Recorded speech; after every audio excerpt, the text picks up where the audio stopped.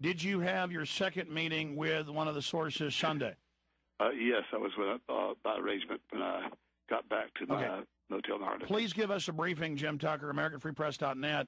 Tell us what else your source said, any new information on other subjects. It's a little bit ominous.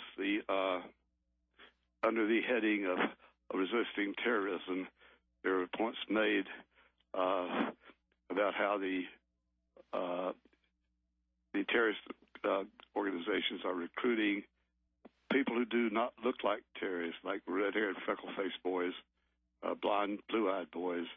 They're searching hard for those types to become the new mad bombers, so that they will not fall into suspicion that would accrue to someone who's definitely Middle Eastern with a turban. So it's basically more of the fake white Al-Qaeda. Now all the American people are Al-Qaeda. We're all under suspicion. Total bull. And they're discussing microchips. And let me stop you. They're discussing putting microchips in us? Jim, well, this is big news. Tell us what you heard. One of the speakers pointed out that microchips now are put in underdrawers, so that everywhere a feller walks in the underdrawers, people say, well, I think Walmart's doing that. It's a market study. So they were admitting that RFID is part of their tracking grid. Yes. So now with the microchip, they can decide you're not a terrorist, you're a good guy right away. Speed up the lines at the airport, because they can zap your microchip and find out that you've never even gotten a speeding ticket. You're a good guy. So specifically, what are they saying about microchips? Obviously, they want their cashless grid in, so Alex Jones is on the no-fly list. People that don't like the New World Order can't even get a job, and basically all their minion slaves can. Well, everything would be on the microchip, your illnesses. And again, they were talking about the same old saw about how this will save lives. You get hit by a car. You're unconscious. They take you to the hospital.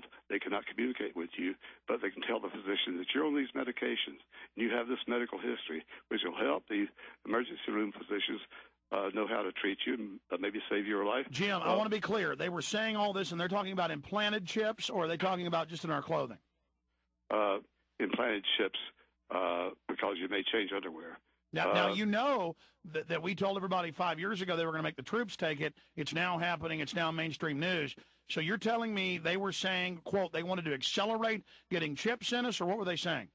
Yes, that would be the conclusion from the friendly discussion about how helpful these would be. First, in getting terrorists out of the lines at the airport and speeding up the lines. People like that. They get through the airport quickly now with a microchip. And then the other benefits that I just mentioned, and the heritage, this goes all the way back at least to the Ronald Reagan years, when now Senator from North Carolina, Elizabeth Dole, was Reagan's Secretary of Transportation. And I asked her this at a reception, asked her this question twice. She was advocating at that time, much more innocent than what we're talking about today, but at the time it was also rather disturbing. She made a very good point that big rig truck drivers can lose their license for rear-ending a Volkswagen and killing 3 nuns, lose their license in one state, but they got 7 or 8 more licenses to go.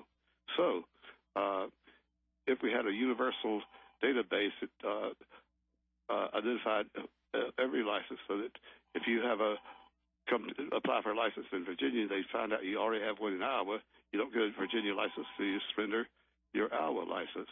And that would get all these big rig truck drivers who kill people off the roads. But then she volunteered the collateral benefits, which would mean that the database would contain all your medical history, all your personal history, and how many times you eat at McDonald's, everything.